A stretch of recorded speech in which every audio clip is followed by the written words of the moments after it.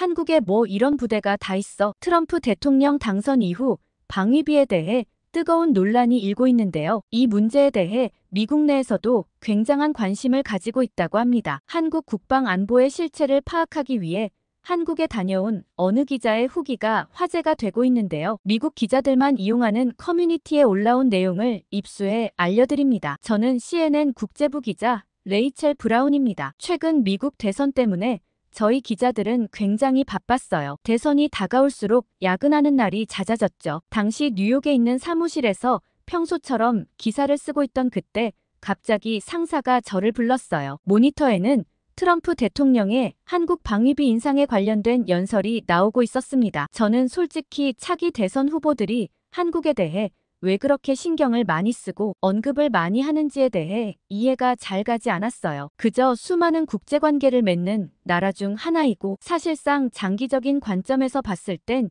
유럽 쪽과 우호적인 관계를 맺는 게 더 중요한 거 아닌가 싶었죠. 물론 한국은 K-팝이나 K-드라마로 유명한 나라라는 건 인정해요. BTS나 블랙핑크처럼 세계적인 스타들을 배출한 문화 강국이지만 솔직히 미국 대통령이 그렇게 신경 쓸 만큼 대단한 나라인가 싶은 생각이 들었습니다. 게다가 방위비를 더 올린다는데 한국이 그만한 돈을 감당할 수나 있을까 싶은 의구심마저 들었죠. 이런저런 생각을 하며 팀장님의 사무실에 도착했어요. 팀장님은 제게 한국의 군사력과 방위비 문제에 대해 취재를 다녀오라고 지시했어요. 누가 당선되든 이 문제는 중요한 문제라며 제대로 된 보도를 할 필요가 있다고 하셨죠. 저는 이게 그렇게까지 중요한 문제일까요? 라며 차라리 유럽이나 그로잉 마켓인 인도 쪽 뉴스를 담는 게 어떻겠냐고 했지만 팀장님은 제가 뭘 몰라도 한참 모른다는 듯 한숨을 푹 쉬셨습니다. 그렇게 생각한다면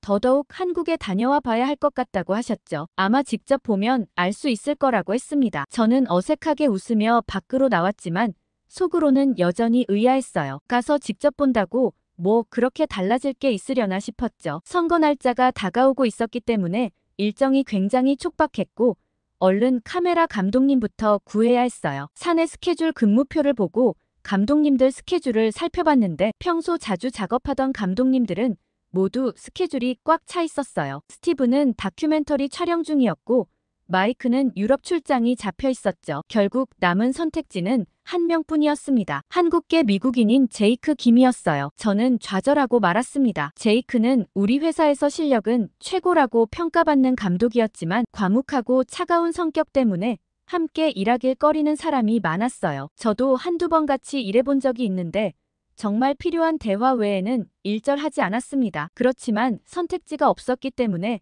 결국 제이크에게 연락할 수밖에 없었죠. 제이크에게 오퍼 메일을 보내놓고서도 여전히 불안한 마음으로 탕비실로 향했습니다. 사라를 만나 이 상황에 대해 진지한 조언을 얻고 싶었거든요. 사라는 제가 입사했을 때부터 친하게 지내온 선배 기자예요. 늘 탕비실에서 커피를 마시며 이런저런 이야기를 나누곤 했죠. 오늘도 어김없이 사라는 탕비실에서 커피를 마시고 있었습니다. 제가 한국 취재권에 대해 설명하자 사라는 흥미로워했어요. 한국은 지금 전 세계적으로 주목받는 나라라며 오히려 좋은 기회라고 했습니다. 하지만 제가 제이크와 함께 가게 되었다는 말에 사라도 살짝 걱정스러운 표정을 지었어요. 사라는 제이크의 무뚝뚝한 성격은 잘 알지만 그의 실력만큼은 최고라며 저를 안심시켰습니다. 오히려 한국계라서 현지 사정을 잘 알 거라고도 했어요. 하지만 저는 여전히 불안했습니다. 이번 출장은 최소 2주 이상 걸릴 텐데 그 무뚝뚝한 제이크와 어떻게 지내야 할지 막막했어요. 사라는 웃으며 제 걱정이 너무 심하다고 했습니다. 오히려 이번 기회에 제이크와 친해질 수 있을 거라고도 했어요. 사라 말대로 제이크는 비록 무뚝뚝하고 말이 없지만 일처리만큼은 최고였죠. 만약 이번 기회에 정말 친해질 수만 있다면 앞으로 많은 일들을 수월하게 진행할 수 있을 것만 같았어요. 최대한 좋은 이미지를 보여야겠다 생각하며 출장을 준비했습니다. 드디어 출발 당일 공항에서 제이크를 만났어요. 제가 인사를 건넸지만 그는 고개만 살짝 끄덕이고는 카메라 세팅에만 집중했습니다. 삼각대를 꺼내고 렌즈를 닦으며 장비를 점검하는 모습이 무척 진지했어요. 역시 소문대로 말이 없었죠. 비행기에 탑승하고 나서도 서로 어색한 분위기가 이어졌습니다. 별 이야기를 나눌 새도 없이 저는 노트북을 켜고 한국에 대한 자료를 검토하기 시작했어요. 군사력과 방위비 관련 기사들을 찾아보면서 메모도 하고 있었죠. 한국의 국방 예산이 세계 10위권이라는 사실이 새삼 놀라웠습니다. 그런데 갑자기 노트북 화면이 꺼져버렸어요. 배터리를 확인해보니 충전을 해오지 않은 것이었습니다. 14시간이나 되는 긴 비행시간 동안 할 일이 없어져 한숨을 쉬고 있는데 옆자리에 제이크가 뜻밖의 말을 걸었어요. 심심하면 자신의 노트북으로 드라마를 같이 보지 않겠냐고 했습니다. 더 놀라운 건 저를 위해 영어 자막까지 준비해왔다는 거였죠. 이 사람이 이런 면모가 있었다는 사실에 새삼 놀랐지만 그의 제안을 거절하고 싶지 않아 좋다고 얘기했어요. 제이크가 틀어준 드라마는 정년이라는 작품이었어요. 한국의 전통 공연 예술인 여성 국극을 소재로 한 드라마였습니다. 처음에는 생소한 소재라 괜히 본다고 했나 싶어 이걸 보다 졸면 어쩌지 걱정했는데 주연 배우의 열연과 아름다운 영상미에 순식간에 빠져들었어요. 드라마는 단순히 전통 예술을 다루는 것을 넘어 현대 한국 사회의 모습도 자연스럽게 담아내고 있었습니다. 전통과 현대가 공존하는 한국의 모습이 흥미로웠어요. 제이크는 가끔 한국의 전통 문화나 배경을 짧게 설명해주기도 했습니다. 특히 드라마 속 여성 국극이라는 소재가 신선했어요. 여성들이 남성 역할까지 소화하며 무대에 서는 모습이 인상적이었습니다. 제이크는 이 드라마가 디즈니 플러스에서 글로벌 TV쇼 부문 6위를 기록했고 아시아 여러 국가에서 1위를 차지했다고 설명해 주었어요. 이런 세심한 배려가 무뚝뚝해 보이는 제이크에게서 나올 줄은 정말 몰랐습니다. 그는 평소와 달리 드라마에 대해 이야기할 때만큼은 생기가 넘쳤어요. 한국 문화의 세계화에 대해 자부심을 가지고 있는 것 같았습니다. 시간 가는 줄 모르고 드라마를 보다 보니 어느새 비행기는 인천공항에 거의 다다르고 있었어요. 처음에 가졌던 걱정이 조금씩 사라지기 시작했습니다. 어쩌면 이번 한국 취재가 생각보다 나쁘지 않을 것 같다는 기대가 들었어요. 무엇보다 제이크라는 사람에 대해 새로운 면을 발견하게 된 것이 가장 큰 수확이었죠. 그런데 비행기에서 내리자마자 저는 깜짝 놀랄 수밖에 없었습니다. 상상했던 것과는 전혀 다른 공항의 모습 때문이었죠. 천장까지 높이 뻗은 유리창을 통해 자연광이 쏟아지고 최첨단 시설들이 눈앞에 펼쳐졌어요. 특히 인상 깊었던 건 자동 수화물 처리 시스템이었습니다. 시간당 수만 개의 수화물을 처리할 수 있다는 게 믿기지 않았어요. 입국장으로 향하는 길에 있는 무인 셔틀도 놀라웠습니다. 완전 자동화된 시스템으로 운영되는 모습이 마치 미래 도시에 온 것 같았어요. 심지어 공항 내에는 영화관과 병원까지 있었죠. 서울로 향하는 차 안에서 창밖 풍경은 또 다른 충격이었습니다. 끝없이 이어지는 고층 빌딩들과 첨단 시설들이 가득했어요. 뉴욕이나 런던 못지않은 발전된 도시 경관에 입이 다물어지지 않았습니다. 제이크는 이미 여러 번 한국에 와본 듯 익숙한 모습이었어요. 같이 드라마를 보며 조금 친해진 터라 이런저런 개인적인 이야기를 나누던 중 그가 한국에서 군복무를 했다는 사실을 알게 되었어요. 저는 너무 의아했습니다. 미국 시민권자인데 왜 굳이 한국 군대에 갔는지 이해할 수 없었어요. 군대는 안 갈 수 있으면 안 가는 게 좋은 거 아닌가 싶었죠. 제가 의아하다는 듯 물어보자 제이크는 잠시 생각에 잠기더니 자신이 한국 군대를 선택한 더 깊은 이유를 들려주었어요. 2002년 당시 한국의 유명 가수였던 유승준이 미국 시민권을 취득해 군대를 가지 않게 된 사건이 있었다고 했습니다. 그 일로 한국 사회가 큰 충격에 빠졌고 지금까지도 그의 입국이 금지되어 있다고 해요. 제이크는 그때 고등학생이었는데 그 사건을 보며 한국인의 정체성에 대해 깊이 생각하게 되었다고 합니다. 한국 남자에게 군대는 단순한 의무가 아닌 자신의 뿌리와 정체성을 지키는 일이라고 했어요. 특히 한국은 아직도 휴전 상태인 분단 국가라는 점을 강조했습니다. 그렇기 때문에 군대는 단순한 병역 의무가 아닌 나라를 지키는 실질적인 책임이라고 설명했어요. 그래서 많은 한국 남자들이 인생의 중요한 시기인 20대 초반을 국방의 의무로 바치는 것이라고 했습니다. 한국에서 군대를 회피하는 것은 단순히 법적 의무를 저버리는 것 이상의 의미라고 해요. 그것은 공동체에 대한 배신이자 동료 시민들과의 신뢰를 깨는 일이라고 했습니다. 그래서 더더욱 자신은 군대에 가야겠다고 결심했다고 해요. 이런 이야기를 들으며 저는 한국인들의 군대에 대한 인식을 이해하게 되었어요. 제이크의 설명처럼 그것은 단순한 의무가 아닌 정체성과 직결된 문제였던 거죠. 하지만 뉴욕에서 만났던 다른 한국계 미국인들과는 전혀 다른 모습이었습니다. 그들은 모두 군대를 다녀오지 않았다는 걸 자랑스럽게 얘기했거든요. 제이크는 이어서 자신의 이야기를 들려주었습니다. 그의 부모님은 미국에 이민 와서도 한국의 정체성을 잊지 않으셨다고 해요. 집에서는 항상 한국어를 사용했고 한국 음식을 먹었으며 한국의 예절과 문화를 그대로 지켰다고 합니다. 어릴 때부터 매주 주말이면 한국 학교에 다녔고 방학 때마다 한국을 방문했다고 해요. 그래서 자연스럽게 한국인으로서의 정체성이 형성되었다고 했습니다. 제이크의 부모님은 자녀들이 한국인의 정체성을 잃지 않길 바라셨다고 합니다. 그래서 미국에서 태어나고 자랐지만 한국 문화와 전통을 항상 가까이 했다고 해요. 특히 아버지께서는 한국 남자라면 군대는 꼭 다녀와야 한다고 늘 강조하셨다고 하더라고요. 그의 이야기를 들으며 저는 제이크를 비롯한 한국계 미국인들의 새로운 면을 발견하게 되었어요. 단순히 미국에 사는 이민자가 아니라 뿌리 깊은 문화적 정체성을 가진 사람들이었던 거죠. 서울 시내로 들어설수록 제이크의 표정이 밝아졌어요. 마치 고향에 돌아온 것처럼 편안해 보였습니다. 짐을 내리고 난 후 우리는 첫 취재지인 용산 미군기지로 향했어요. 요즘은 평택으로 많이 이전했다고 하지만 여전히 용산에는 주요 시설들이 남아 있었습니다. 기지에 도착하자 우리를 맞이한 건 마이클 브라운 대령이었어요. 20년 넘게 한국에서 근무했다는 그는 한국말도 꽤 유창했습니다. 브라운 대령의 사무실 창밖으로는 서울의 화려한 도시 전경이 한눈에 들어왔어요. 인터뷰를 시작하자 브라운 대령은 한국의 변화에 대해 이야기하기 시작했습니다. 그가 처음 부임했을 때만 해도 한국은 미군의 도움이 절실했다고 해요. 하지만 지금은 상황이 완전히 달라졌다고 했습니다. 특히 한국군의 첨단 무기 체계와 훈련 시스템은 세계 최고 수준이라고 평가했어요. 예전에는 미군이 한국군을 가르쳤지만 이제는 오히려 미군이 한국군에게 배우는 것들이 많다고 했습니다. K9 자주포나 현무미사일 같은 무기 체계는 미군도 관심 있게 지켜보고 있다고 해요. 그러면서 브라운 대령은 재미있는 일화를 하나 들려주었습니다. 얼마 전 한미연합훈련에서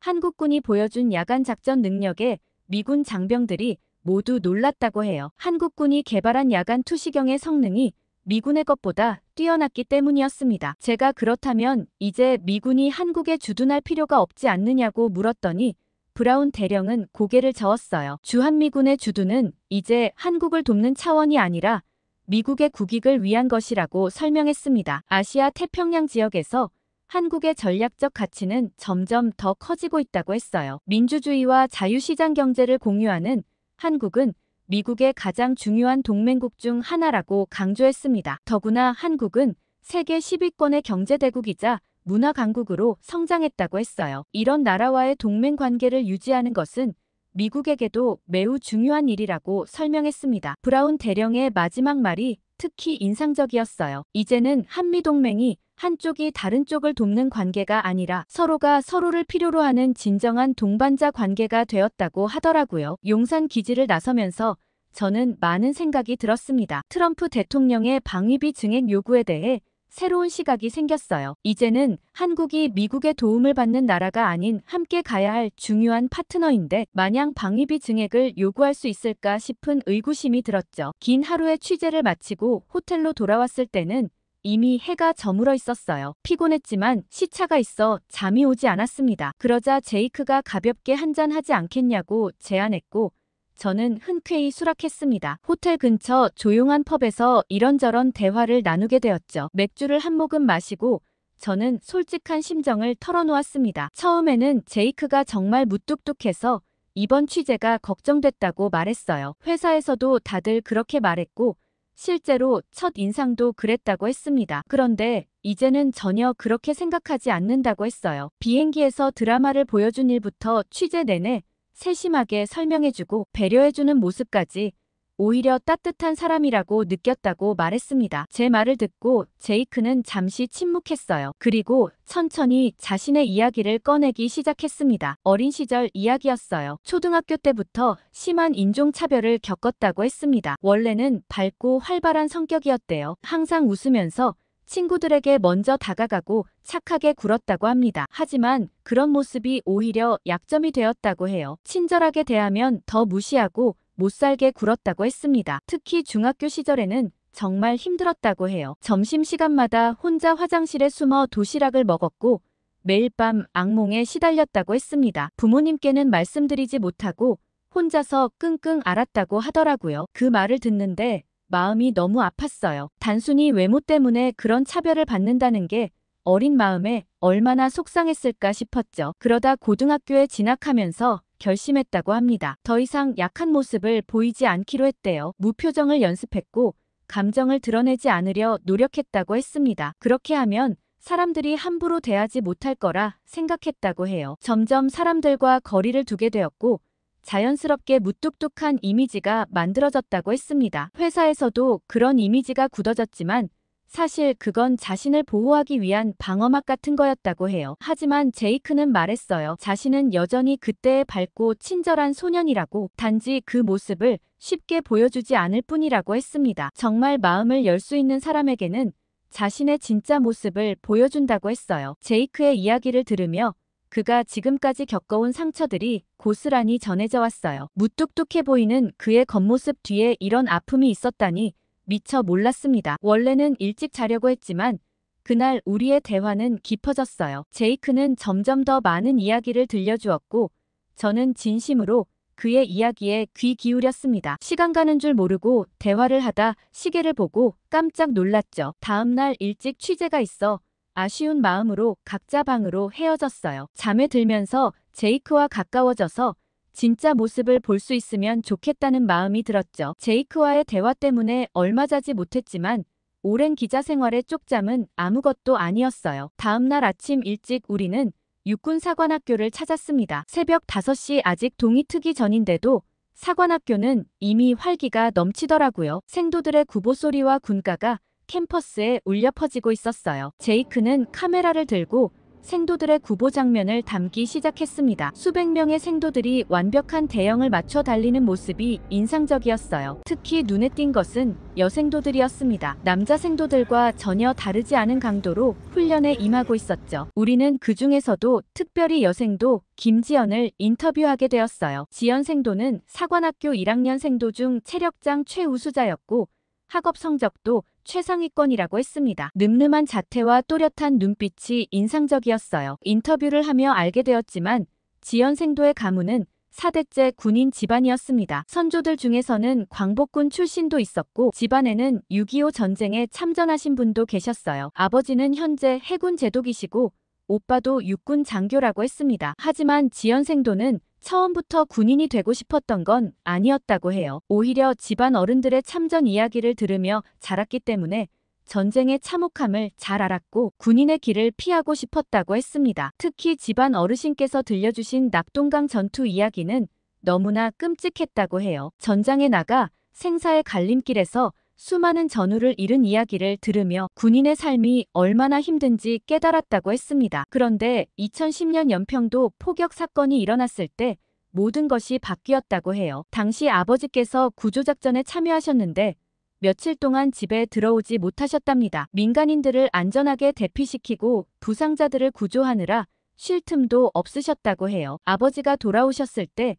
지연 생도는 처음으로 군인의 의미를 깨달았다고 합니다. 군인은 단순히 전쟁을 하는 사람이 아니라 국민의 생명과 안전을 지키는 파수꾼이라는 걸 알게 되었다고 해요. 그때부터 지연 생도는 군인의 길이 자신의 숙명이라 받아들였다고 했어요. 여자라서 힘들지 않냐는 제 질문에 지연 생도는 당당하게 답했어요. 체력은 훈련으로 극복할 수 있고 오히려 여군만의 장점도 있다고 했습니다. 특히 세심함과 배려심은 리더십에 있어 큰 강점이 된다고 설명했어요. 인터뷰를 마치며 지연 생도는 마지막으로 한마디를 덧붙였습니다. 자신은 이제 군인의 길을 선택한 것을 자랑스럽게 생각한다고 해요. 자신도 이 나라를 지키는 훌륭한 군인이 되고 싶다고 했습니다. 인터뷰 후 우리는 사관 생도들의 실제 훈련 모습을 취재하기 위해 전술훈련장으로 향했고 그곳에서 본 광경은 정말 놀라웠습니다. 생도들은 실전과 같은 상황에서 팀을 이뤄 작전을 수행하고 있었어요. 통신 장비를 활용한 정보 공유,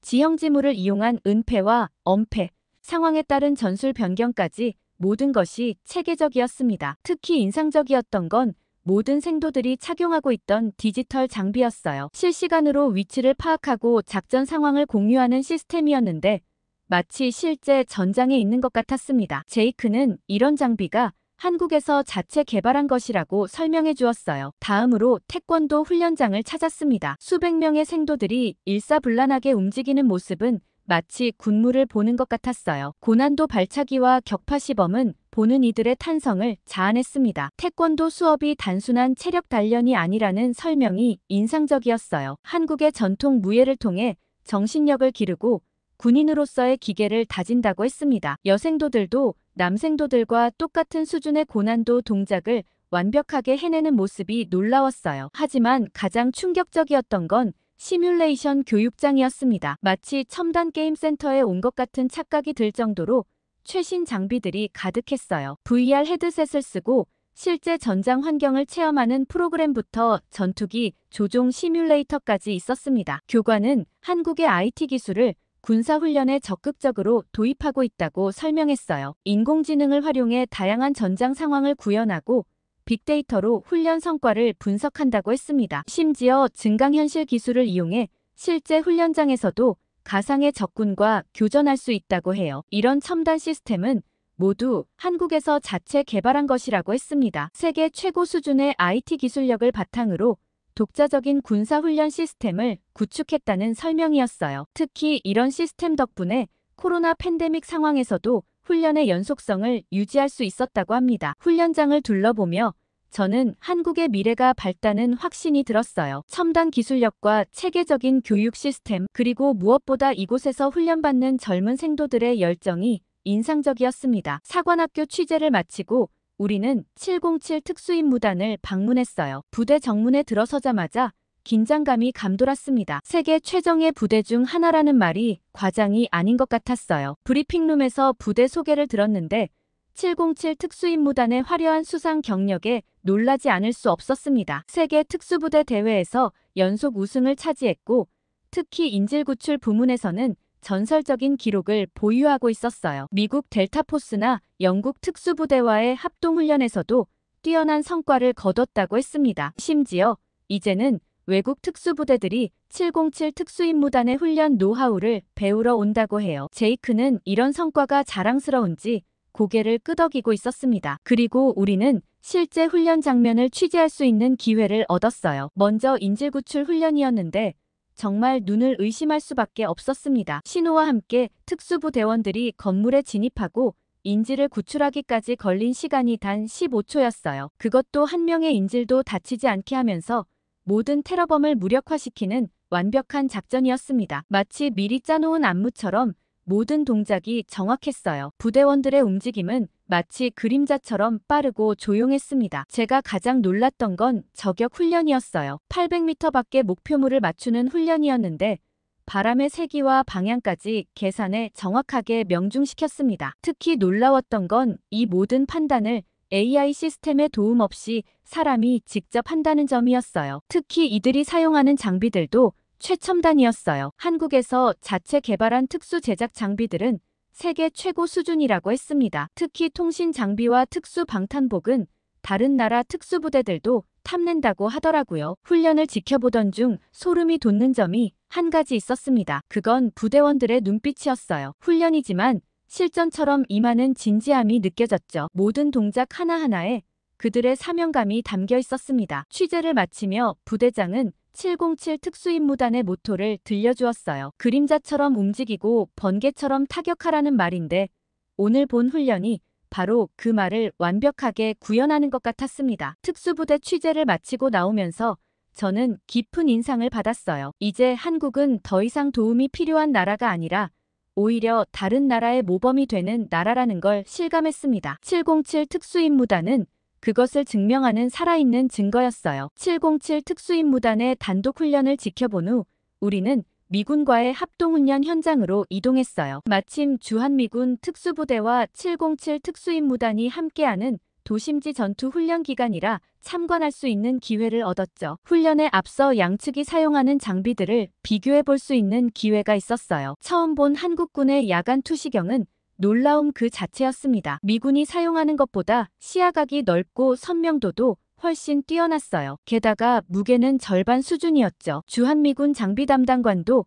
한국의 야간 투시경 성능을 인정했습니다. 특히 배터리 수명이 24시간 이상 유지되는 점을 높이 평가했어요. 미군 장비는 8시간 정도면 교체해야 한다고 했습니다. 전술통신 장비도 한국군이 한 수 위였어요. 건물 안에서도 끊김없는 통신이 가능했고 적의 전파 방해에도 강했습니다. 미군은 이미 이 장비의 구매를 검토하고 있다고 했어요. 가장 부러운 건 특수 제작된 방탄복이라고 했습니다. 일반 방탄복보다 가볍고 유연한데도 방탄 성능은 더 뛰어났어요. 한국의 섬유 기술과 나노 기술을 접목해 만들었다고 하는데 가격은 미군 장비의 절반 수준이라고 하더라고요. 주한미군을 두는 이유가 한국의 뛰어난 기술을 바로 벤치마킹할 수 있기 때문이 아닐까 싶은 생각이 들 정도로 한국 기술력이 굉장히 뛰어나더라고요. 실제 합동훈련이 시작되자 이런 장비들의 진가가 더욱 돋보였어요. 한국군은 첨단 장비들을 마치 자신의 일부처럼 자연스럽게 다뤘습니다. 특히 야간 작전에서 그 차이가 확연했어요. 한밤중에 진행된 건물 탈환 작전에서 한국군은 마치 한나처럼 자유롭게 움직였습니다. 야간 투시경을 통해 본 영상은 마치 고화질주간 촬영분 같았어요. 미군도 이런 장면을 보며 감탄사를 연발했습니다. 통신 장비의 성능 차이도 극명했어요. 고층 건물 지하 주차장에서 진행된 작전 중에 미군은 버벅거리는 모습을 보였습니다. 무슨 일이 생겼나 싶었지만 한국군은 아무 문제 없이 작전을 수행하더라고요. 알고 봤더니 미국 통신 장비에 문제가 생겼던 건데 한국은 완벽한 통신을 유지했죠. 이는 작전 수행에 결정적인 차이를 만들었어요. 훈련이 끝난 후 미군 지휘관은 한국군의 장비에 대해 높이 평가했어요. 특히 실전적인 훈련을 통해 장비들을 계속 개선해온 점이 인상적이라고 했습니다. 이제는 미군이 한국군의 장비 발전 속도를 따라가기 힘들다고도 했어요. 제이크는 자신이 군 복무할 때와 비교하면 격세지감이 느껴진다고 했습니다. 불과 10년 만에 한국군의 장비가 이렇게까지 발전할 줄은 몰랐다고 했어요. 특히 모든 장비가 한국의 자체 기술력으로 만들어졌다는 점이 자랑스럽다고 했습니다. 이날 취재를 통해 한국군의 기술력이 세계 최고 수준이라는 것을 실감했어요. 더 이상 미군의 장비를 답습하는 것이 아니라 오히려 미군이 배우고 싶어하는 수준까지 올라왔다는 게 놀라웠습니다. 제가 처음 한국에 대해 잘 모르고 했던 말들이 후회가 될 지경이었죠. 왜 팀장님께서 다른 나라 다 제치고 한국부터 먼저 가야 한다고 하셨는지 이해가 됐습니다. 어느 정도 한국에서의 일정이 마무리되고 있었고 저는 한국에 오기 전부터 가장 기대하고 있었던 곳을 마지막 일정으로 남겨두고 있었어요. 제이크도 처음 가보는 곳이지만 반드시 한 번은 가봐야 할 곳이라고 생각한다며 긴장하고 있었죠. 다음 날 아침 우리는 DMZ 취재를 위해 출발했어요. DMZ는 들어가기도 전부터 특별했습니다. 출입 절차가 마치 국제공항 보안 검색보다 더 까다로웠어요. 모든 소지품을 검사받고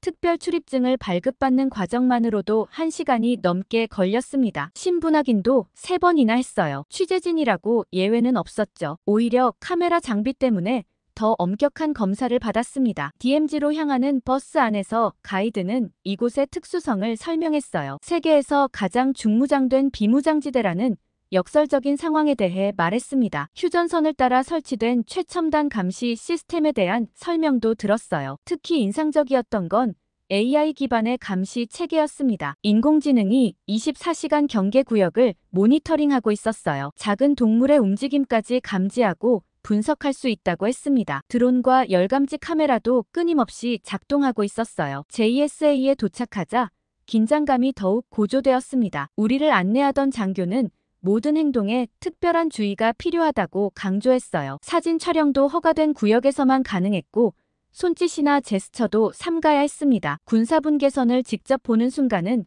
정말 특별했어요. 노란 선 하나를 사이에 두고 남과 북이 나뉘어 있다는 게 믿기지 않았습니다. 그 선을 사이에 두고 남북 경비병들이 서로를 마주보고 있었어요. 가장 긴장된 순간은 북한군과 마주친 때였습니다. 북한 측 건물에서 망원경으로 우리를 주시하는 북한군이 보였어요. 제이크는 카메라를 들었다가 잠시 망설였지만 결국 촬영을 하지 않았습니다. 이곳의 모든 것이 긴장감으로 가득했어요. 하지만 동시에 놀라울 정도로 질서정연했습니다. 첨단 장비들과 철저한 경계 태세, 그리고 이를 운용하는 군인들의 전문성이 인상적이었어요. 특히 우리를 안내하던 장교의 설명이 인상적이었습니다. 이곳은 단순한 분단의 상징이 아니라 평화를 지키기 위한 최전선이라고 했어요. 그래서 이곳의 모든 시설과 장비가 방어에 초점이 맞춰져 있다고 설명했습니다. DMZ 취재를 마치며 저는 한국의 특수한 상황을 이해하게 되었어요. 세계 최고 수준의 군사력과 첨단 장비들이 필요한 이유를 실감했습니다. 이건 과시가 아닌 생존을 위한 필수적인 선택이었던 거죠. 제이크도 이곳의 현실을 보며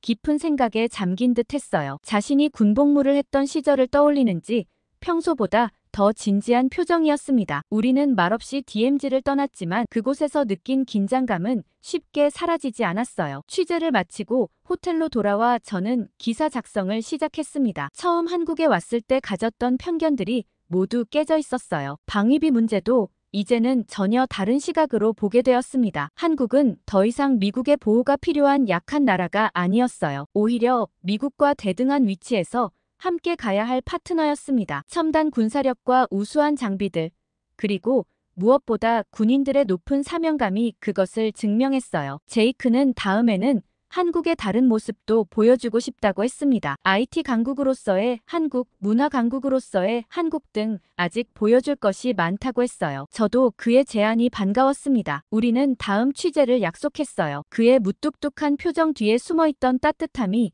이제는 확실히 보였습니다. 미국으로 돌아가면서 이번 취재는 정말 얻은 것이 많은 취재였다는 생각이 들었어요. 한 나라에 대한 편견을 깨고 한 사람에 대한 진정한 이해를 얻은 특별한 여정이었어요. 그리고 이 여정은 이제 시작일 뿐이라는 생각이 들었습니다. 최근 여러 나라에서 앞다투어 한국 국방의 힘에 대한 찬사를 늘어놓고 있는데요. 이를 위해 수많은 선조들의 피와 땀이 있었다는 생각이 듭니다. 오늘 사연에 대해 어떤 의견을 가지고 계신지 댓글 많이 달아주시고 구독과 좋아요 꾹 눌러주세요. 감동 필름이었습니다.